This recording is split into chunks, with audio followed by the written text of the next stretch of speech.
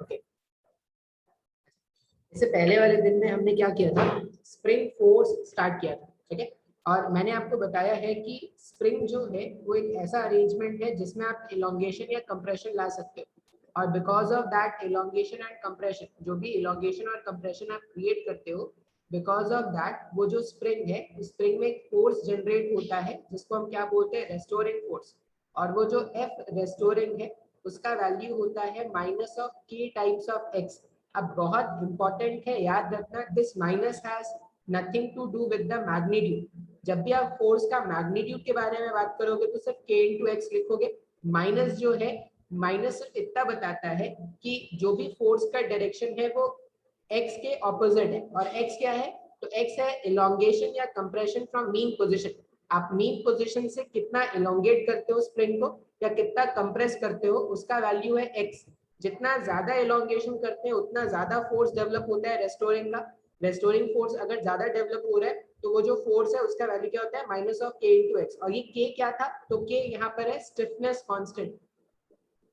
आप इसको spring constant, spring constant या स्टिफनेस कांस्टेंट भी कह सकते हो। आप इसको क्या कहोगे, स्प्रिंग कांस्टेंट कहोगे या क्या कहोगे, स्टिफनेस कांस्टेंट। ओके, तो ये force is equal to minus k x, k का मतलब बता दिया। और याद क्या रखना है, जितना ज्यादा के का वैल्यू होगा, जैसे k1 is greater than k2, अगर ऐसा, पता नहीं कॉलोनी में कुत्ता है उसको क्या हो गया पता नहीं, मरने लगे अभी क्लास स्टार्ट हुई, अभी मर रहे बेचारे, मर ही जाएंगे मेरे को लग रहा है। सर गाना गा रहे होंगे, ऐसे कैसे बोल सकते हैं आप? अरे वो पता नहीं क्या है, गाना गा कैसे बोल, अच्छा गम वाला गाना भी तो होता है, सैड वाला सॉन्ग होगा उनका, सैड हाँ plus sir. Pain, sad plus pain. अरे सर देखो, वो अपने इमोशंस बोल रहा है। इमोशंस बता रहे हैं, हाँ ठीक है। वाह, हम लोग तो इंसान नहीं, हम लोग भी डॉग हैं, हम लोग इनका भाषा समझ रहे हैं। कोई नहीं, लेकिन वो डेफिनेटली कुछ तो बताना चाह रहा है, बेचारा बहुत तेज यस में, सर। तो पता चल रहा है। k1 is greater than k2, अगर ऐसा कभी भी होगा तो आप ये याद रखना, spring spring with k1, spring with k1 greater than k2, spring with k1 greater than k2 will be more stiff। तो जितना ज्यादा k का वैल्यू होगा, स्प्रिंग क्या होगा, उतना ज्यादा स्टिफ होगा। जैसे तुमने देखा होगा वो जो बाइक्स में जो सस्पेंशन लगी होती है, रेड येलो ब्लू कलर के यस सर, अलग यस अलग सर, यस। सस्पेंशन होते हैं, तो पीछे वाले टायर में आपको दिख जाएगा, वो सीट के जैसे नीचे जाओगे ना तो आपको सस्पेंशन दिख जाएगा। तो उसका जो स्टिफनेस होता है वो बहुत ज्यादा होता है। क्यों? अगर आप उसको कंप्रेस करते हो तो कंप्रेस करने के लिए भी पूरा पूरा इंसान जब जाके बैठता है, 100 केजी का इंसान जब उसके ऊपर बैठता है तब जाके वो कंप्रेस होता है। लेकिन वो जो फ्लिप फ्लॉप पेन में जो स्प्रिंग होता है, कभी खाली बैठे होंगे, फ्लिप फ्लॉप पेन को हटा के देखा होगा कि इसके अंदर क्या है, ये टप टुप क्यों करता है, तो जब आपने देखा होगा तो देखा कि अंदर में एक स्प्रिंग है, और वो स्प्रिंग बहुत ही नाजुक सी जान, उसको आप आराम से ऐसे ऐसे कर सकते हो। तो अगर स्प्रिंग में डिफॉर्मेशन लाना आसान है, इसका मतलब स्प्रिंग का के का वैल्यू कम है। अगर डिफॉर्मेशन लाना मुश्किल है, मतलब उसका के का वैल्यू क्या है, ज्यादा है। तो ये जो के है वो gives the idea of stiffness, तो that's why it is also known as stiffness constant. अब एक बात आपको याद रखना है, याद क्या रखना है, ये जो स्प्रिंग है unless it is not mentioned, और मैं बोलूं अभी जितना, मतलब जितना मेरे को तजुर्बा हुआ है इन 28 सालों में, जितना मेरे को तजुर्बा हुआ है, ठीक है, और जब से मेरे को फिजिक्स का ज्ञान होना स्टार्ट हुआ है, मेडिकल के एग्जाम में आज तक मास वाला स्प्रिंग का क्वेश्चन मैंने नहीं देखा। जेई में आया भी था एडवांस में, तो वो अलग कहानी है। मेडिकल के पॉइंट ऑफ व्यू से अगर कोई बोलेगा तो हम सिर्फ बात करेंगे आइडियल स्प्रिंग के बारे में, हम ऐसे स्प्रिंग के बारे में बात करेंगे जो आइडियल है। और आइडियल स्प्रिंग के बारे में क्या याद रखना है, ideal spring is mass less, इसका जो तो मेरा मास, भैया बोल रहा था कि काइनेमैटिक्स से भी उतना क्वेश्चन नहीं आता है, रेयरली, मतलब मैं उतना तो नहीं खुद आता बोलता रीडिंग। हूँ, मैं तो खुद बोलता हूँ, काइनेमेटिक्स क्या, पूरा पूरा मैकेनिक्स से ज्यादा क्वेश्चन नहीं आता। लेकिन ऐसा है ना कि mechanics is like the grammar, सिर्फ अगर आपको, कॉन्सेप्ट। हाँ, अगर अब आप इतना जान लो ना, ये जो एनएलएम हमने स्टार्ट किया ना, फोर्स, अभी आप पूरा फिजिक्स जब मैं पढ़ाऊंगा तो आप बोलोगे सर बार बार तो आप फोर्स ही पढ़ा रहे हो, कभी आप ग्रेविटेशनल फोर्स पढ़ाते हो, कभी आप इलेक्ट्रोस्टैटिक फोर्स पढ़ा रहे हो, कभी मैग्नेटिक फोर्स पढ़ा रहे हो, कभी न्यूक्लियर फोर्स पढ़ा रहे हो, तो पूरा फिजिक्स खत्म कर दूंगा और सिर्फ फोर्स के अलावा तुमको और कुछ नहीं बताऊं। तो आप ऐसा समझो कि अभी हम क्या कर रहे हैं, बेसिक डेवलप कर रहे हैं। और ये जो बेसिक है, स्टार्टिंग के 6-7 जो चैप्टर है, 6-7 चैप्टर मतलब पूरा पूरा एनसीईआरटी बुक का फर्स्ट पार्ट, पूरा पूरा एनसीईआरटी बुक का फर्स्ट पार्ट अगर तुम देखोगे ना, तो उसमें बहुत क्वेश्चन अगर आएंगे तो वो हो जाएंगे 7 से 8 क्वेश्चन। 6-7 चैप्टर्स में से मिला के 8 क्वेश्चन आता है। बोलोगे सर अब सिर्फ 6-7 क्वेश्चन आने हैं, उसमें से तुम्हें क्यों पढ़ा रहा? और वो जो 6-7 क्वेश्चन जिसमें से आएंगे ना, उसको पढ़ाने के लिए नहीं भी तो हम 6 मंथ का टाइम लेंगे, 6 महीने तो यही चलता रहेगा, और बाकी का जो सेकंड बुक है वो 3 महीने में कंप्लीट हो जाएगा। तो तुम बोलोगे सर इतना क्यों वेटेज पे देते हैं, इतना क्यों टाइम दे रहे हैं? क्योंकि ये बेसिक है, अब ये डायरेक्टली इनमें से क्वेश्चन नहीं आएगा। जैसे तुम तो मेडिकल के एग्जाम पेपर वाले हो, मेडिकल में वेक्टर से डायरेक्टली क्वेश्चन कभी कभी एग्जाम में दिख जाता है, लेकिन जो जेई वाले होते हैं ना, उनमें तो वेक्टर का एक क्वेश्चन भी नहीं आता, हार्डली कभी कभार आ गया एकदम भयंकर सा, वो भी आएगा तो एकदम भयंकर सा, नहीं तो नहीं आता। अब वेक्टर पढ़ाने का फिर क्या मतलब है सर वहां पर, जब क्वेश्चन नहीं आएगा तो क्यों पढ़ा रहे? क्योंकि वेक्टर ऐसा है जो आपको पूरे फिजिक्स में कहीं ना कहीं छोटा छोटा छोटा छोटा दिखे। उसी तरह ये जो मैकेनिक्स हम अभी सीख रहे हैं ना, मैकेनिक्स मतलब वेक्टर से लेके रोटेशनल डायनामिक्स तक, रिजिड बॉडी डायनामिक्स एक चैप्टर होगा एनसीईआरटी बुक का, वहां तक अगर आप देखोगे तो हार्डली 10 क्वेश्चन आएंगे उस पूरे टॉपिक से। आउट ऑफ 45 क्वेश्चन सिर्फ 10 क्वेश्चन आएंगे। फिर इतना कम टाइम क्यों दे रहे हो सर उसको? सर इतना ज्यादा टाइम क्यों दे रहे हो सर? क्योंकि ये बेसिक है, अगर ये आएगा तभी आगे का फिजिक्स समझ में आएगा। आया क्या बात समझ में? Yes sir. मैंने देखा है जैसे जो मेरे पहले पढ़ाए हुए स्टूडेंट है, वो मेरे को पूछते कि सर रिवीजन कहाँ से स्टार्ट करें। कोई अगर मेरे को पूछता है सर रिवीजन कहाँ से स्टार्ट करें, तो मैं उसको कभी नहीं बोलता कि चैप्टर नंबर 1 से रिवीजन स्टार्ट करें। मैं ऐसा हमेशा बोलूंगा कि आप जो पीछे वाले चैप्टर्स है, और सबसे मजेदार बात क्या है पता है, जो 12th का जो सेकंड बुक है ना, 12th का जो सेकंड बुक है, वो हार्डली 1 महीने से 45 डेज में खत्म कर दूंगा। 1 महीना 45 डेज, या बहुत हुआ तो 2 महीने, 2 महीने में 12th का सेकंड पार्ट खत्म हो जाएगा, और उस पूरे सेकंड पार्ट में से 15 से 20 क्वेश्चन आएंगे। 11th का जो सेकंड पार्ट है, 11th का सेकंड पार्ट से 15 से 20 क्वेश्चन, और 12th का जो सेकंड पार्ट है वहां से 15 से 20 क्वेश्चन। अब ऐसा नहीं कि सर 15-15 तो 30 क्वेश्चन यहीं पर हो गए, तो बिल्कुल होते हैं। 11th जो 12th का जो फर्स्ट पार्ट होगा उसमें से 10 क्वेश्चन, और यहाँ पे जो बचे होंगे वहां से 5 क्वेश्चन, ऐसा आता है। तो अब वो जो लास्ट वाला टॉपिक होगा 12th का, जो एकदम लास्ट लास्ट वाला चैप्टर है, ऑप्टिक्स के बाद से, ऑप्टिक्स के बाद से जो चैप्टर है ना, उसमें से आपके पास 10 से 15 क्वेश्चन तो लिखे हैं, वो आएंगे ही आएंगे। अब उसको कितना पढ़ाते हैं? सिर्फ 2 महीने। क्यों पढ़ाते हैं 2 महीने? क्योंकि बहुत सारी बातें जो अंडरस्टैंडिंग वाली बातें हैं वो तो पहले ही सिखा दिया हमने। अब क्या कर रहे हैं, बस एप्लीकेशन है, एक बार नींव तैयार हो गया और बन गया घर हमारा। ठीक है, वो कोई ऐड है ना, अंबुजा सीमेंट है शायद, घर छत ने डाला डेरा, नींव हुआ तैयार और बन गया घर में। तो वैसा ही है, आप अभी नींव बना रहे हो तो सर अल्ट्राटेक का तो सर। अच्छा ठीक है, तो हम नींव एक बार बन जाए ना, तो हम छत भी बना देंगे, मकान भी खड़ी कर देंगे, और माले पे माले भी चढ़ा देंगे उसको। ठीक है, किसी को अगर मैंने सर मैं अपने गार्डन के टॉप पर मैं सर मैं गार्डन लगाना चाहता हूँ, तो वो भी वो लगा सकता है, लेकिन नींव बनाना जरूरी है। तो नींव मुझे बनाने दो, उसके बाद फिर गार्डन वार्डन जो लगाना है तुम वो बना सकते हो। आया क्या समझ में? Yes sir. Yes sir. Ideal spring, हम बात करेंगे आइडियल स्प्रिंग के बारे में। आइडियल स्प्रिंग ऐसा स्प्रिंग है जिसके पास कोई मास नहीं। और मैंने इस वाले पिछले वाले क्लास में कुछ क्वेश्चन सॉल्व कराया था, जितना फोर्स इधर है, जितना फोर्स इधर है उतना ही फोर्स इधर होगा अगर, तो ये दोनों फोर्स मिलके इलोंगेशन क्रिएट करते हैं।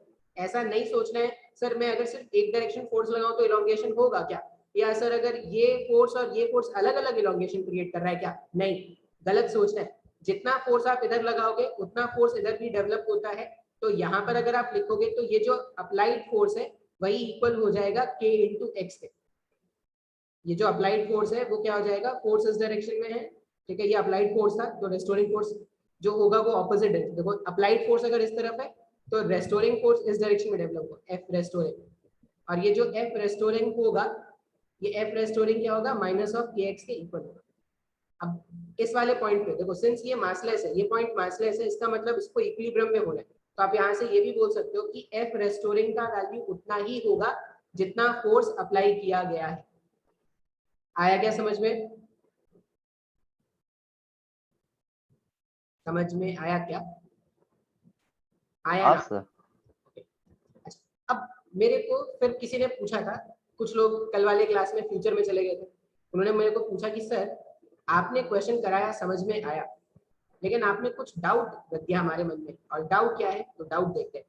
किसी ने मेरे से पूछा था कि सर इसका मान लो स्प्रिंग कांस्टेंट दे रखा है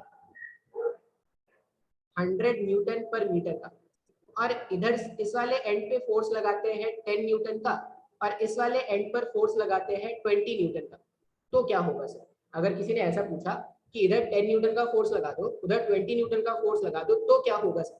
अब डेफिनेटली अगर यहाँ पर 20 न्यूटन का फोर्स है, इसका मतलब ओवरऑल ये स्प्रिंग की टेंडेंसी इधर भागने की, लेकिन ये जब इधर भागेगा ना उसका कोई सेंस नहीं है, क्योंकि एक्सेलरेशन जो है वो टेंडिंग टू इन्फिनिटी हो जाएगा।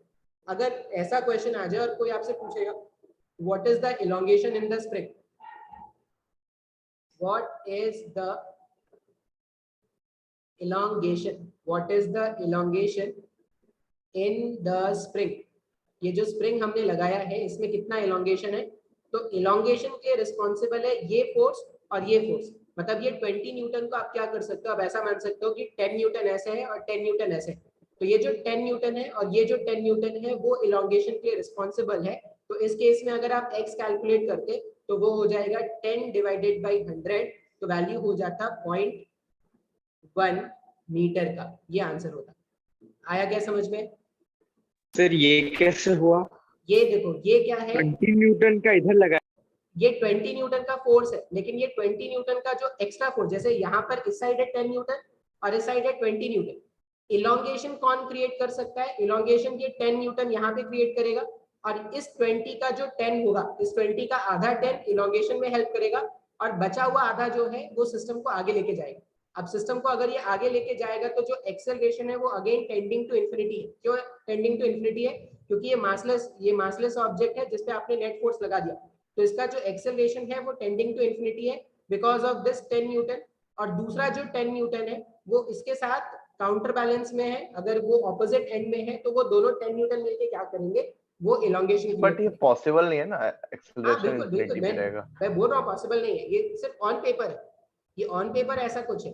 रियलिटी में अगर आप सोचोगे तो स्प्रिंग कैसा भी बना दो ना, उसका कुछ ना कुछ मास होगा, तो उसका कुछ ना कुछ मास होगा। अगर मान लो आपसे क्वेश्चन ऐसा पूछा गया होता कि ये जो स्प्रिंग है, मान लो स्प्रिंग का मास उन्होंने दे दिया 10 kg, ठीक है, और स्प्रिंग कांस्टेंट उन्होंने दे दिया 100 न्यूटन पर मीटर, और सेम क्वेश्चन उन्होंने पूछ लिया कि इधर 10 न्यूटन का फोर्स लगा दो और इधर 20 न्यूटन का फोर्स लगा दो, और अब वो आपसे पूछेंगे कि आपको एक तो इलोंगेशन बताना है, तो इलोंगेशन के लिए कौन रिस्पॉन्सिबल है?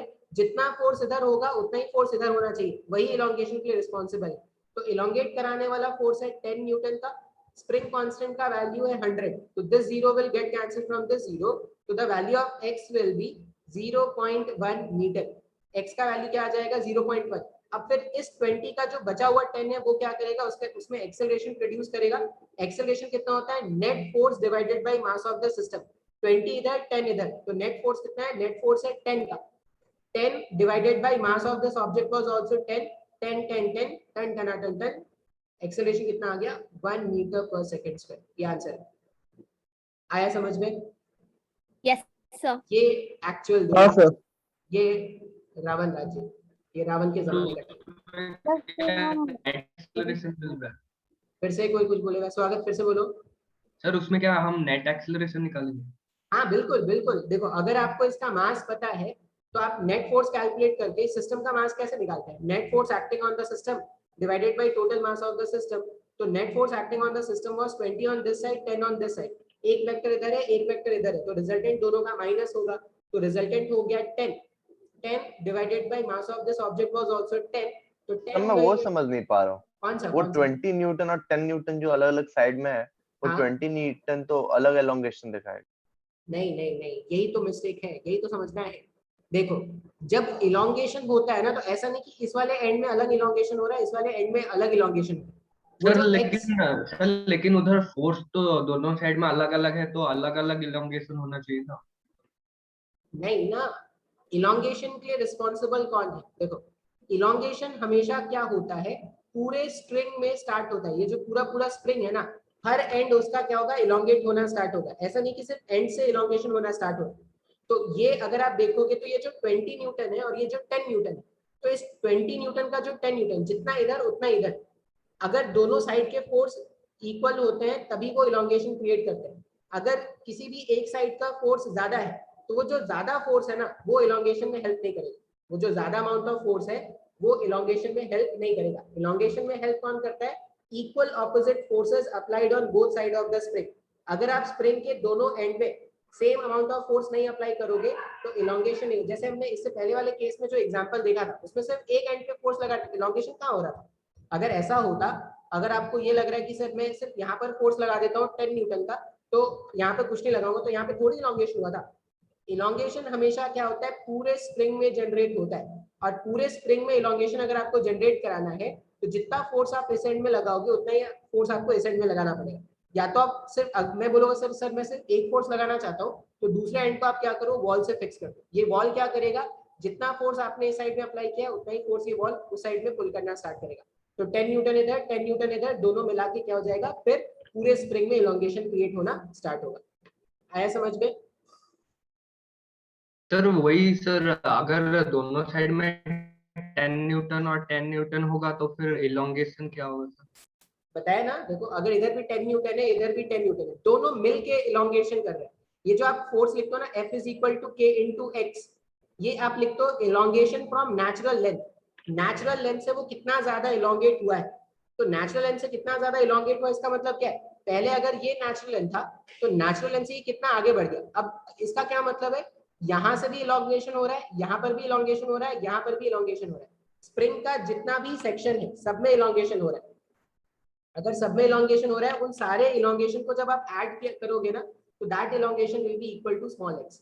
So this x represent the elongation in throughout the spring and not from any one end of the spring. Clear है? Yes sir. ठीक है, जो x हम इलोंगेशन लिख रहे हैं वो ऐसा नहीं कि किसी एंड से हो रहा है इलोंगेशन, ये पूरे पूरे स्प्रिंग में इलोंगेशन कितना हुआ। हाँ बोलो। यस सर, मैं पूछ रहा था कि ये जो 10 न्यूटन है, इस एडिशनल 10 न्यूटन का काम क्या है? क्योंकि ये क्योंकि जब एडिशनल हम इस वाले में, भी देख इस वाले रहे में थे जो तब एडिशनल वो इन्फिनिटी दिखाएगा ना। हाँ देखो इस वाले में सुनो, ये 20 न्यूटन इधर, ये 10 न्यूटन इधर। इलोंगेशन कौन कर सकता है? इलोंगेशन के लिए इक्वल ऑपोजिट फोर्सेस होने चाहिए दोनों तरफ।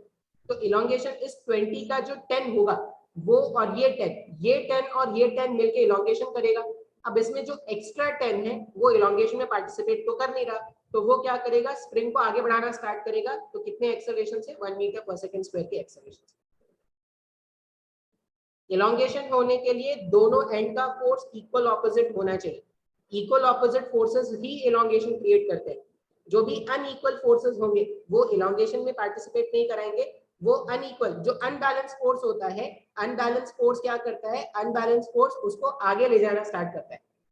वो जो अनबैलेंस फोर्स था, जैसे ये जो 20 न्यूटन था, इस 20 न्यूटन का 10 प्लस 10 जो हमने ब्रेक किया तो ये 10 और ये 10 मिलके इलोंगेशन कर रहा है। और ये जो एक्स्ट्रा 10 है वो अनबैलेंस फोर्स है। तो ये अनबैलेंस फोर्स ये क्या कर रहा है? ये सिस्टम को आगे एक्सेलरेट करा रहा है। क्लियर है? Yes sir. सबको समझ में आया क्या स्प्रिंग की कहानी? सर अगर जब हमने फर्स्ट केस वाला देखा तो फिर उसमें मासलेस स्प्रिंग था। हाँ? और सर सेकंड केस में 10 kg वाला स्प्रिंग था। सर तो फिर अगर स्प्रिंग अगर मासलेस होगा तो एक्सेलरेशन इनफाइनाइट, मतलब अगर वही सेम केस भी होगा तो फिर एक्सेलरेशन इनफाइनाइट हो जाएगा। हाँ, अगर स्प्रिंग मासलेस है ना, अगर स्प्रिंग मासलेस है और तुमने अनबैलेंस फोर्स 1 न्यूटन का भी दे दिया, या यहाँ पर मैंने बोला होता कि ये स्प्रिंग ये जो स्प्रिंग है वो मासलेस है और मैंने इसको जो अनबैलेंस फोर्स दिया है वो दिया है 0.00001, इतना छोटा मैग्नीट्यूड का भी अगर आप फोर्स अप्लाई करोगे ना तो सिंस ये स्प्रिंग मासलेस है तो उसका जो एक्सेलरेशन होगा वो टेंडिंग टू इंफिनिटी होगा। Yes sir. समझ में आया सबको? क्लियर है? स्प्रिंग डर लग रहा है क्या किसी को स्प्रिंग से? डर लग रहा है तो मैं नहीं सर, नहीं काला सर। जादू भी जानता हूँ, बोलोगे तो मैं डर हटा दूंगा। कैसे कैसे? उसको जादू में जानता हूँ। अरे बोलो, डर लग रहा है क्या? नहीं सर। सबको समझ में नहीं आया ये सर। बात? नहीं। अच्छा, हाँ अब सर। हाँ तो समझ में आया। थोड़ा समझ में आया ना? सर हाँ बोलो। सर मास सर स्प्रिंग का जब मास होगा तब तो एलिंगेशन अलग होना चाहिए जब मासलेस के कंपैरिजन में। नहीं देखो, स्प्रिंग का जब मास होगा ना, एक तो अपने को ना स्प्रिंग मास वाले स्प्रिंग के बारे में बात नहीं करना है। क्यों नहीं करना होता है ना, एक्चुअल में क्या होता है, एक्चुअल सिनेरियो जो होता है उसमें क्या होगा कि जो एकदम रियलिटी है एक्चुअल वर्ल्ड, उसमें इधर अलग अलग हर जगह टेंशन हो जाएगा, तो अलग अलग टेंशन हो जाएगा तो हर जगह इलॉन्गेशन अलग अलग कॉम्प्लिकेटेड हो जाता है। अगर बाई चांस तुम्हारे में ऐसा क्वेश्चन आ गया तो तुम्हें क्या करना है, हमें क्या करना है, हम ऐसा बोलेंगे कि जितना भी अनबैलेंस फोर्स है वो सिस्टम को एक्सेलरेट कराएगा और जो भी बैलेंस्ड फोर्स है वो सिस्टम में इलॉन्गेशन लाएगा, बस इतना याद रखना है। Okay sir. ठीक है, हमें दो बातें याद रखनी है।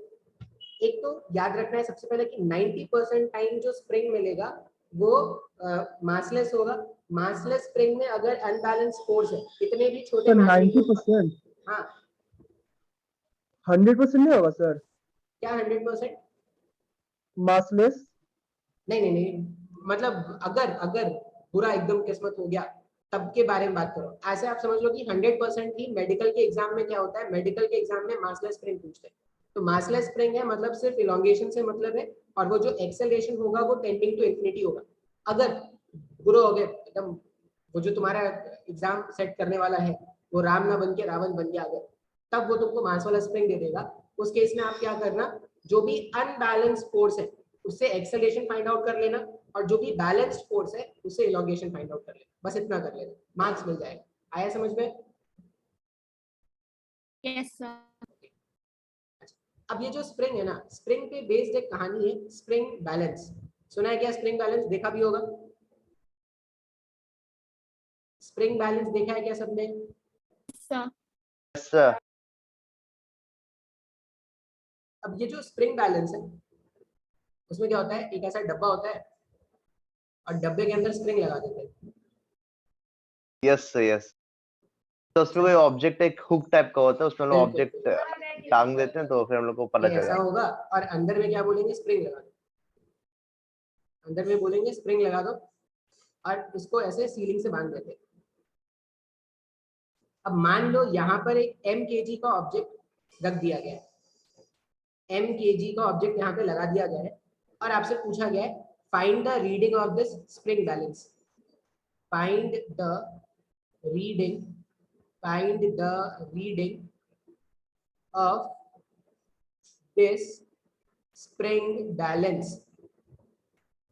ये जो स्प्रिंग बैलेंस है, इस स्प्रिंग बैलेंस का अपने को क्या करना है, रीडिंग फाइंड आउट करना है। एक बात अब यहाँ पे याद रखना पड़ेगा, क्या याद रखेंगे, reading spring balance measure the tension in the spring. सबसे पहले बात याद रखना, spring balance measures, spring balance ये नोट है, ठीक है, महंगा नोट, हर दुकान में नहीं मिलेगा ये। Spring balance measures the tension in the spring, tension मतलब spring force, spring balance measure the tension in the spring, ये बात आपको याद रखना है। और अगर आपसे कोई पूछता है कि what is the reading of spring balance, तो रीडिंग ऑफ स्प्रिंग बैलेंस मतलब आपको, अब ये स्प्रिंग बैलेंस जो वो मास मेजर करता है, वेट नहीं, तो reading is equal to tension divided by acceleration due to gravity. ये दोनों नोट करने वाली बातें हैं।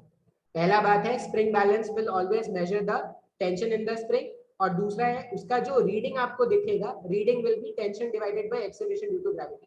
जैसे अगर ये सिनेरियो, अगर आप देखोगे तो ये m जो ब्लॉक है वो क्या है, इक्विलिब्रियम में, इसका मतलब क्या है, जितना फोर्स ऊपर होगा उतना ही फोर्स नीचे भी होना चाहिए। तो ये टेंशन फॉर दिस ब्लॉक, आप ऐसा बोल सकते हो फॉर ब्लॉक, मैं हमेशा एफबीडी बनाता हूँ, बिना एफबीडी का मैं क्वेश्चन कभी नहीं सॉल्व करता, एकदम ध्यान से देखना।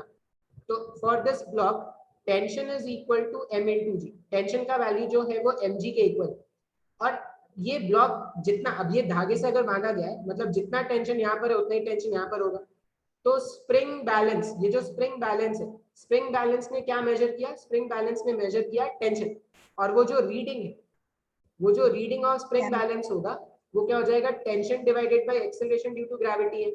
एंड वैल्यू ऑफ टेंशन हमने देखा था, टेंशन का वैल्यू mg के बराबर है, इसको g से डिवाइड कर दो, g will get cancel from this g।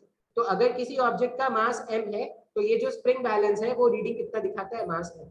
आया क्या समझ में स्प्रिंग बैलेंस कैसे काम करता है? हाँ सर ये हाँ। टेंशन मीन्स अगर हम इसके वेट को बढ़ा देंगे तो फिर तो टेंशन बढ़ जाएगा ना। बिल्कुल बढ़ जाएगा। आप अगर 10 केजी के ऑब्जेक्ट को रिप्लेस करके 20 केजी करोगे तो टेंशन बढ़ जाएगा ना। मैंने आपको एक एग्जांपल दिया था, सेम धागा है, सेम धागे में आप एक बार एक ऑब्जेक्ट को बांध दो, एक क्रिकेट बॉल को बांध दो तो टेंशन होगा मान लो स्मॉल mg। हाथी को लाके बांध दोगे तो टेंशन जो है कैपिटल mg। जुपिटर को लाके बांध दोगे तो टेंशन कितना बड़ा mass into mg। Tension change हो जाएगा ना depending on the object that you are tying on the रस्सी नहीं टूटेगा, क्या रस्सी नहीं टूटेगा सर। रस्सी नहीं टूटेगा भाई, कुछ भी हो जाए रस्सी नहीं टूटेगा। सर ये आइडियल थ्रेड तो नहीं है, फिर उसके बाद हम टेंशन कैसे कैलकुलेट करेंगे? कौन आइडियल नहीं है, कौन आइडियल नहीं है? ये वाला आइडियल थ्रेड को हम इससे मान के चलते हैं क्या? हाँ बिल्कुल, हमारे सिलेबस में आइडियल थ्रेड ही है। जब तक मेंशन नहीं है तब तक आइडियल है। आइडियल थ्रेड ना उसका मास कुछ है, ना वो इलोंगेट करेगा, ना वो कभी टूटेगा। स्प्रिंग बैलेंस में तो ऐसा नहीं होता है ना। एकदम बोलोगे सर रियल वर्ल्ड में तो ऐसा नहीं होता, तो नहीं होता। रियल वर्ल्ड में ये स्प्रिंग का भी ये टिप्पो। जो धागा है, धागा का भी कुछ मास होगा। मतलब अगर आप एक 10 केजी का ऑब्जेक्ट को मेजर करोगे ना तो उसमें 0.0001 का धागा भी हो जाएगा। तो वो सब हम बात नहीं करेंगे। तुम बोलोगे सर ये भी बात करेंगे, तो उसके लिए फिर थोड़ा कॉम्प्लिकेटेड मैथमेटिक्स चाहिए होता है, बस और कुछ नहीं। ऐसा नहीं कि बहुत तूफान हो जाएगा क्या सर अगर उसके बारे में बात करेंगे, तो एकदम अलग लेवल का फिजिक्स जानना पड़ेगा आदमी। जो फिजिक्स में आपको दिमाग अभी लगाना पड़ता है ना, जितना आप हायर स्टडीज में जाओगे उतना दिमाग नहीं लगाना पड़ता, उसका फिजिक्स आसान हो जाना स्टार्ट हो जाता है। समझ में आया क्या? सर ये तो टेंशन भी फिर एरर सेल्फ रहेगा। है ना, टेंशन भी, सेल्फ एडजस्टिंग फोर्स है ना। हाँ बिल्कुल। टेंशन डिपेंड करता है आपने किस ऑब्जेक्ट को थ्रेड में टाई किया है। अगर आप ऑब्जेक्ट क्रिकेट बॉल है तो टेंशन क्रिकेट बॉल का मास इनटू जी हो जाएगा। हाथी को लाके टाई कर दिया तो मास ऑफ हाथी इनटू जी हो जाएगा। हथनी को लाके टाई कर दिया तो मास ऑफ हथनी इनटू जी हो जाएगा। तो डिपेंड करता है आपने क्या टाई किया है। आया समझ में? Yes sir. और किसी का कोई डाउट? पूछो पूछो, ऐसे मत नहीं लगाओ। सर, नहीं सर, सर खत्म हो गया चैप्टर? अरे ऐसे हाँ, थोड़ा बहुत ही बचा है। बस अब स्प्रिंग बैलेंस में कुछ कुछ अच्छे क्वेश्चन सॉल्व कर लेते हैं। इसमें किसी को डाउट नहीं है ना? नहीं सर। No sir. अब तुम लोग को डाउट नहीं रहे तो मैं कैसे चैन से बैठ सकता हूँ? तो अब मैं तुम लोग की जो दिक्कतें है वो बढ़ाऊंगा। कैसे बढ़ाऊंगा? तो मेरे पास बहुत खाली टाइम है। मैंने क्या किया ना, खाली टाइम जो मेरे पास था स्प्रिंग में, ये लिफ्ट में चले गए। अब लिफ्ट में क्या करते हैं, वो जो स्प्रिंग बैलेंस था ना जो पहले ग्राउंड में रखा हुआ था उसको लिफ्ट में ले जाके रख दिया। ऐसे लिफ्ट के सीलिंग से। लिफ्ट में क्यों रखेंगे? कहानी है, कंसेप्ट है। मैंने बोला ना मेरे पास बहुत खाली टाइम था, क्या करता खाली टाइम? वीकेंड में लॉकडाउन में लोग परेशान हो रहे थे तो मैंने सोचा कि क्या करना, तो थोड़ा साइंस सीख लेते हैं। अब ये जो लिफ्ट है, इस लिफ्ट के सीलिंग से हमने क्या कर दिया, एक स्प्रिंग बैलेंस को टाइप कर दिया, ठीक है। और ये जो लिफ्ट है वो ऊपर जा रहा है with some acceleration small a। Lift भी रुका नहीं है, लिफ्ट ऊपर जा रहा है with some acceleration small a। फिर से इसका जो स्प्रिंग कांस्टेंट होगा जो भी है वो सब नहीं गिवन है।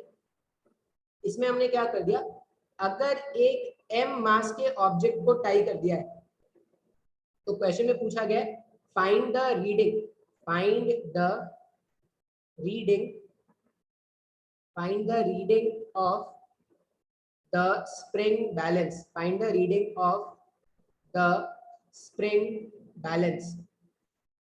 ट्राई करेंगे क्या? जरूर सर। कोशिश करो, देखो। Find the reading of the spring balance, अच्छा क्वेश्चन है।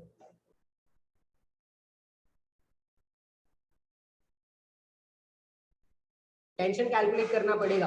जब भी मैं पूछूं रीडिंग मतलब tension divided by acceleration due to gravity. हाँ बोलो बोलो अर्पित। सर तो फिर ये होगा tension divided by g plus A. Tension divide नहीं नहीं, टेंशन फाइंड सर, आउट करो, टेंशन MA को by जी से G। डिवाइड करो। Sir MA by G, MA by G। नहीं, MA by G तो नहीं लग रहा। सर हाँ बोलो। सर m ब्रैकेट में a minus g by g, M bracket में a minus g by g. A minus G by G। एक सेकंड सर, हम थोड़ा चेक करके। कैलकुलेशन चेक करो। Sir T divided by g plus a नहीं होगा? T क्या है? T का वैल्यू क्या है? mg टी का वैल्यू mg है? नहीं। ना सर mga है टी सर का वैल्यू क्या है पहले वो फाइंड आउट करो, जब तक टी का वैल्यू नहीं मिलेगा तब तक आंसर नहीं मिलेगा। सर टी का वैल्यू तो mg एम plus a है। होगा ना, टी का वैल्यू mg प्लस ए, एम हाँ। माइनस एम जी होगा ना। ma माइनस mg होगा टी का वैल्यू, पता नहीं मेरे को, अभी मैंने आपको ट्राई करने को दिया। M a minus m g by g आ रहा है। ma minus mg by g, देखते हैं।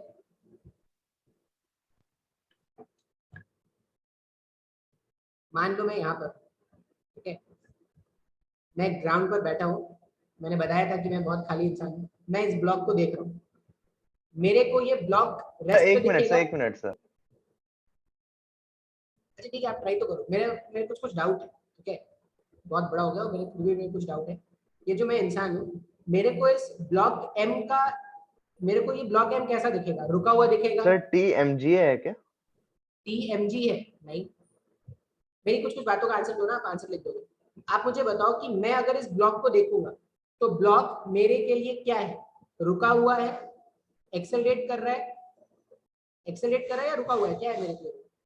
सर ब्लॉक तो एक्सेलरेट करेगा, हम देखने मेरे को के बता लिए दें। मैं अगर इसको देखूंगा Yes, तो sir, मेरे yes, के लिए वो sir. एक्सेलरेट कर रहा है क्या? हाँ सर। अगर ये पूरा का पूरा लिफ्ट ए के एक्सेलरेशन से ऊपर जा रहा है तो इस लिफ्ट में रखा हुआ हर एक इंसान या हर एक ऑब्जेक्ट मुझे ए के एक्सेलरेशन से ऊपर जाता हुआ दिखेगा क्या? Yes sir.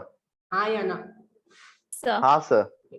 अभी अगर ये मेरे को ऊपर जाता हुआ दिख रहा है, मतलब इसके पास एक एक्सेलरेशन है ए, और फोर्सेस क्या क्या है?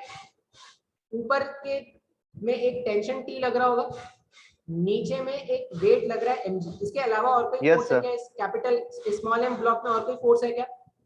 नहीं सर। नहीं। मेरे नहीं, के लिए sir. ये ब्लॉक जो है वो एक्सेलरेटेड है, तो अगर मेरे के लिए ये ब्लॉक एक्सेलरेटेड है तो टेंशन का वैल्यू कितना होना चाहिए? टेंशन mg के इक्वल हो गया, टेंशन का वैल्यू mg से ज्यादा होना चाहिए। mg की इक्वल। नहीं mg से ज्यादा होना चाहिए ना mg सर। से हाँ, ज्यादा sir, होगा। ज्यादा होना अब चाहिए। देखो, अगर आप ये बोल रहे हो कि ये ब्लॉक को a एक्सेलरेशन से ऊपर जाना है तो कौन लेके जाएगा? अगर आप ये बोल रहे हो ना कि this small m mass has to move in the upward direction with some acceleration a, तो कौन लेके जाएगा? ये टेंशन ही तो लेके जा सकता है ना। अगर Yes, आप इस स्मॉल m का इक्वेशन लिखोगे तो ऐसा लिखोगे, टेंशन चाहता है ब्लॉक ऊपर जाए, mg बोल रहा है कहाँ जा रहा है, रुक जा, फिर भी टेंशन जो है वो इतना पावरफुल है कि वो उसको अपने साथ लेके जा रहा है। अब अगर वो टेंशन के साथ जा रहा है तो आप इसको क्या लिखोगे? Net force equals to mass of the object into acceleration, हाँ या ना? सर इधर मैंने गलती कर दिया, मैंने इक्वेशन लिखा पर मैंने m a plus m g की जगह m a minus m g लिख दिया। नहीं, वो मिस्टेक है। ये इक्वेशन किसको नहीं समझ में आया? पूरा पूरा कहानी बस इस इक्वेशन का है। अगर हाँ, ये तो मेरे इक्वेशन को लिखना समझ समझ में आ आ गया मतलब आंसर आ यस गया। सर, समझ गया पुली समझ वाला गया। ही है सर, पुली के ऐसा ही है, क्या? पुली वाले के ऐसा ही है सर, मतलब पुली वाले का?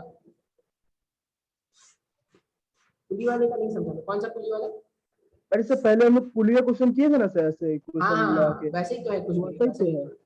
तो ये इसमें इक्वेशन जो मैंने मैंने ऐसे ही लिखा, किया सर, मेरा थोड़ा माइनस पर टेंशन चाहता है कि ऊपर जाए, mg जो है वो रोक रहा है, तो फिर भी अगर वो ऊपर जा रहा है इसका मतलब डेफिनेटली ऊपर के डायरेक्शन में कोई नेट फोर्स है, और वो जो नेट फोर्स है वो टेंशन है। तो टेंशन को आप क्या लिख सकते हो? टेंशन को आप ये लिख सकते हो mg प्लस ma, और हमने ये बताया था कि रीडिंग जो है स्प्रिंग बैलेंस का, रीडिंग जो है वो है tension divided by g. Tension के टर्म्स में अगर आंसर बताओगे तो गलत होगा, टेंशन तो आपको पता ही नहीं है, टेंशन को आपको रिप्लेस करना पड़ेगा। तो यहाँ पर इस केस में जो रीडिंग है, इस केस में जो रीडिंग है वो कितना आ जाएगा? जी से डिवाइड कर दो इसको, mg plus ma divided by g. और सिंप्लीफाई करके लिखना चाहते हो तो ये लिख लो, रीडिंग कितना हो जाएगा? रीडिंग हो जाएगा, reading is equal to g plus m a divided by ji.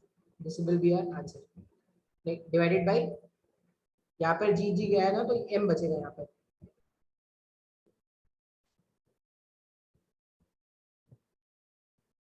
m plus ma divided by g, ये आपका आंसर है। नहीं आया सर समझ में अभी तक? आ गया। आ गया सर। सबको समझ में आया? Yes sir. मान लो अब कहानी को थोड़ा चेंज कर देते हैं।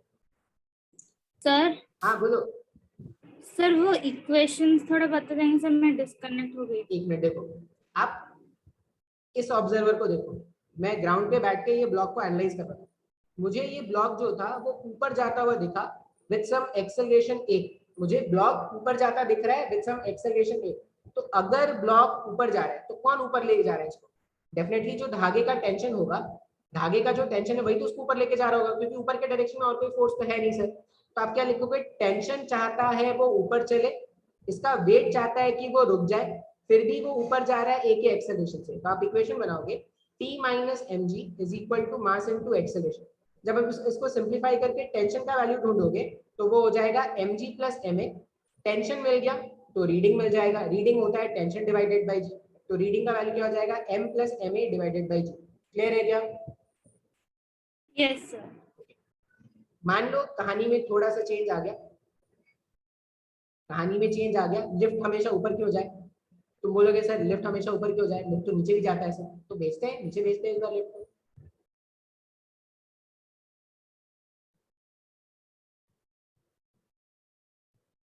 सेम लिफ्ट है, ए के एक्सेलरेशन से इस बार नीचे जा रहा है, और लिफ्ट में मैंने टाई कर दिया एक स्प्रिंग बैलेंस। हमने क्या कर दिया? लिफ्ट से टाई कर दिया एक स्प्रिंग बैलेंस, और वापस से इसमें एक m मास के ऑब्जेक्ट को टाई कर देते हैं। What will be the reading of the spring balance? सही हो जाएगा। करो, ट्राई करो। Reading of spring balance,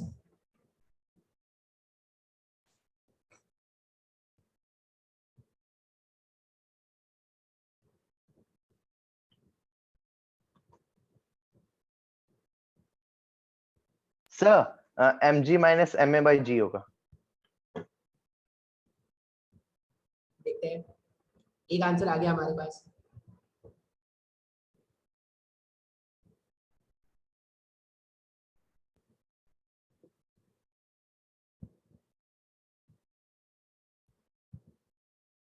m minus ma by जी।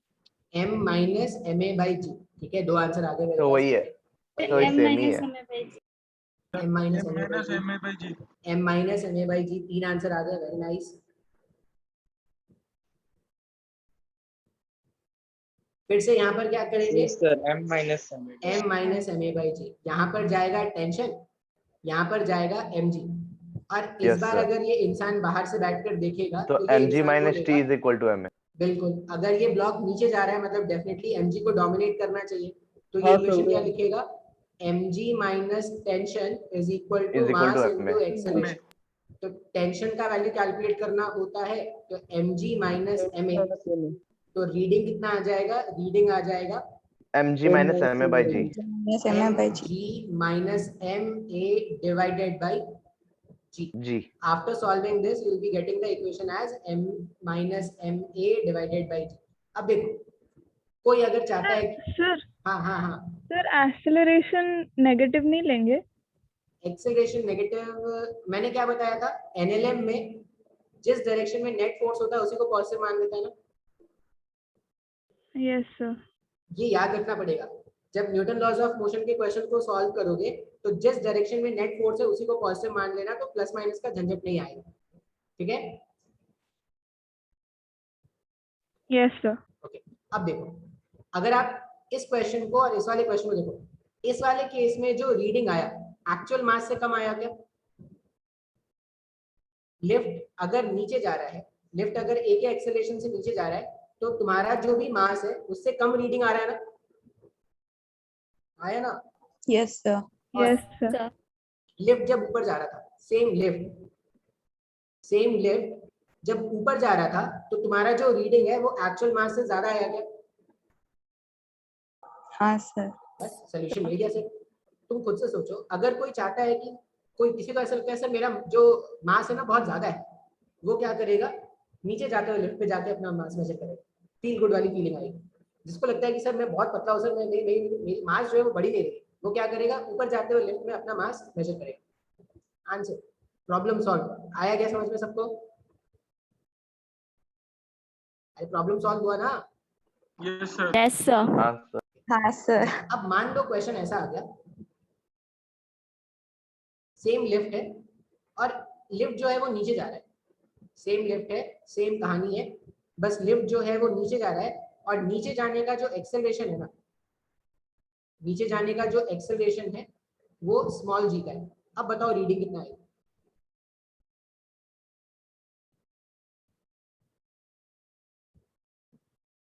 अगर लिफ्ट नीचे गिर रहा है विद स्मॉल जी एक्सेलरेशन तो बताओ रीडिंग क्या है? 0 0 0। बिल्कुल 0 रीडिंग आएगा 0। इसको बोलते हैं वेटलेसनेस। अब कभी भी अगर आप वाटर पार्क या तो गए एग्जाम में हो, ऐसे ही क्वेश्चन आएगा ना सर? हाँ भाई क्या प्रॉब्लम है इस क्वेश्चन में? सही तो है ये। इतना इजी है अब सर, दीप इसलिए पांजन बोल टॉप मारेगा। रहे। अभी एक देखो, कभी भी वाटर पार्क या अम्यूजमेंट पार्क गए होगे ना, तो वहां पे एक फ्री फॉल नाम का उनका ये होता है झूला। अब फ्री फॉल का नाम का होता है, अलग अलग नाम का होता है, उसमें देखना वो क्या करते हैं, वो धीरे धीरे ऊपर लेके जाते हैं और फिर झटके से छोड़ देते हैं। कोई बैठा है क्या ऐसे? Yes sir. Sir. उसमें ऐसा फील होता है क्या कि आत्मा वहीं रुक गई है और शरीर नीचे चला गया? सर लगता है हार्ट नीचे चला गया, ऐसा लगता है सर। हाँ लगता है मर जाएंगे, मतलब वही हुआ ना। ऐसा लगता है कि आत्मा ऊपर ही रुक गई, शरीर नीचे चला गया, ऐसा फील होता है ना? हाँ तो यस उसी सर। को हम बोलते हैं वेटलेसनेस। यहाँ पे भी क्या होता है, जैसे वहां पे जब वो झटके से नीचे छोड़ते हैं, इसका मतलब वो क्या करते हैं, वो एक्सेलरेशन स्मॉल जी के एक्सेलरेशन से आपको नीचे गिराते हैं। तो जैसे ही वो स्मॉल जी के एक्सेलरेशन से नीचे गिराते हैं ना, तो कुछ टाइम के लिए वो जो नॉर्मल है वो छूट जाता है, वो नॉर्मल जो है वो छूट जाता है। नॉर्मल छूटने से क्या होता है, आपको ऐसा लगता है कि आपका तो कुछ मास ही नहीं है। तो मास नहीं है इसका मतलब ऐसा हो गया कि आप मास नहीं, मतलब मरे हुए ऑब्जेक्ट का मास नहीं, मरे हुए ऑब्जेक्ट का मास कैसे, आत्मा का मास नहीं है। तो ऐसा ही होता है कि मतलब समझ रहे हो क्या मैं क्या बताना चाह रहा हूँ? मतलब ऐसा कुछ तुमने शायद फील किया हो। मैं कभी नहीं जाता वाटर पार्क अम्यूजमेंट पार्क में, कभी नहीं जाता, मेरे को बहुत डर लगता है भाई। इतने बड़े बड़े वो पाइपों में घुसा देते हैं और पूरा अंधेरा छा जाता है, पता ही नहीं चलता है कब रोशनी होगी। गए हो water park? Yes sir. Yes sir. क्या वो टीवी में भी ऐड आता है अमेजिका और क्या क्या नाम से? नहीं गए, कोई बात नहीं। तो तुम क्या करोगे, टू डू लिस्ट में एक बना लोगे, उसमें बोलोगे कि टू विजिट अम्यूजमेंट पार्क। बहुत जरूरी है सर डिज्नी वंडरलैंड। हाँ, स्कूल वालों को बोलना, जो भी तुम्हारे क्लास टीचर है ना उनको बोलना कि हम लोग को फिजिक्स समझने में प्रॉब्लम हो रहा है, तो सर ने बोला है कि अम्यूजमेंट पार्क जाएंगे तो शायद ज्यादा अच्छा समझ पाएंगे। ऐसा तो अपने क्लास टीचर को बोल के देखना, अगर वो ले जाते हैं तो अच्छी बात है। ये समझ में आ गया कहानी? Sir. Yes sir. अच्छा मान लो सेम क्वेश्चन है, सेम क्वेश्चन अलग अलग वैरायटी, ठीक है, सेम क्वेश्चन अलग अलग वैरायटी। अगर मैं बोलूं कि एक कांस्टेंट स्पीड से ऊपर जा रहा है, जो लिफ्ट है वो कांस्टेंट स्पीड से ऊपर जा रहा है, ये शायद लास्ट क्वेश्चन हो पाएगा। हाँ, कांस्टेंट स्पीड तो मतलब एक्सेलरेशन 0 है ना? पता नहीं, देखते हैं। तो अगर ये जो लिफ्ट है वो m मास का लिफ्ट और कांस्टेंट स्पीड से ऊपर जा रहा है, क्या होगा रीडिंग? कांस्टेंट स्पीड से लिफ्ट ऊपर जा रहा है, रीडिंग क्या होगा? सर mg/t, mg/g सर वही मतलब 0 आएगा क्या? m आएगा सर। सेम आएगा, मतलब m आएगा या 0 आएगा, क्या आएगा? m आएगा। m आएगा, बिल्कुल। अब अगर ये कांस्टेंट स्पीड है मतलब एक्सेलरेशन तो कुछ है ही नहीं, कांस्टेंट स्पीड है मतलब कोई एक्सेलरेशन नहीं है, तो टेंशन तो इस बार वापस से क्या हो जाएगा, टेंशन वापस से mg के बराबर। mg डिवाइडेड बाय m करोगे तो m से m गायब हो जाएगा, तो रीडिंग का वैल्यू कितना हो जाएगा, स्मॉल g। आया समझ में? हाँ या ना? सर रीडिंग का वैल्यू g हो जाएगा। उल्टा हो गया, उल्टा हो गया। mg divided by g, g से g गायब होगा तो रीडिंग कितना आ जाएगा, m आ जाएगा। क्लियर है ना? यस। तो एक क्लास और लूंगा, एक और क्लास क्या लूंगा, उसमें पढ़ाऊंगा जैसे ये पढ़ा दिया स्प्रिंग बैलेंस। जैसे स्प्रिंग बैलेंस होता है वैसे ही वेइंग मशीन होता है। वेइंग मशीन होता है ना वो जो डिजिटल वाला, देखा होगा, 1 रुपए दो अपना हाँ वेट जा सर, है मेरे पास भी है ना? ठीक है, तो उसका कंसेप्ट सीखेंगे और फिर खत्म कर देंगे, फिर वर्क एनर्जी स्टार्ट करेंगे, ठीक है ना? सबको समझ में आया क्या? Yes sir. Yes yes sir. इतना ही रहने देते हैं फिर आज। कोई डाउट है तो पूछ लो। ये देखो अभी सबको ये सब आसान लग रहा है ना, फिर एग्जाम में ये क्वेश्चन आता है तो इधर उधर हो जाना स्टार्ट हो जाता है, पता नहीं सर क्या हो गया, सर क्या पूछ लिया। अरे ऐसे ही क्वेश्चन तो आएंगे एग्जाम में, कुछ अलग थोड़ी आ जाएगा। कोई डाउट किसी को? देखो मैंने अपना नंबर भी बता रखा है, तुम कॉल करके व्हाट्सएप करके भी डाउट पूछ सकते हो, कुछ लोग पूछते हैं। सर हाँ। लास्ट वाला मैं नहीं समझा थोड़ा। लास्ट बार नहीं समझे देखो अगर ये कांस्टेंट स्पीड से जा रहा है इसका मतलब इसका एक्सेलरेशन कितना है 0, तो अगर एक्सेलरेशन 0 है तो क्या हो जाएगा, नेट फोर्स इसमें क्या यस होना यस चाहिए, समझ तो टेंशन mg के बराबर हो गया। एंड करें क्या मीटिंग, सर ओके लेकिन सर वहां पर भी तो नेट फोर्स mg के बराबर था ना। कहाँ पर, यहाँ पर नहीं, यहाँ पर नेट फोर्स कुछ होगा ही नहीं, बनेगा नहीं, mg माइनस mg डिवाइडेड, यहाँ पे क्या हो जाएगा, डाउनवर्ड डायरेक्शन में भी mg, अपर डायरेक्शन में भी mg, ऐसा कुछ आएगा। जब आप इसको सॉल्व करोगे तो टेंशन वाली mg के बराबर आ जाएगा, सॉल्व तो करो।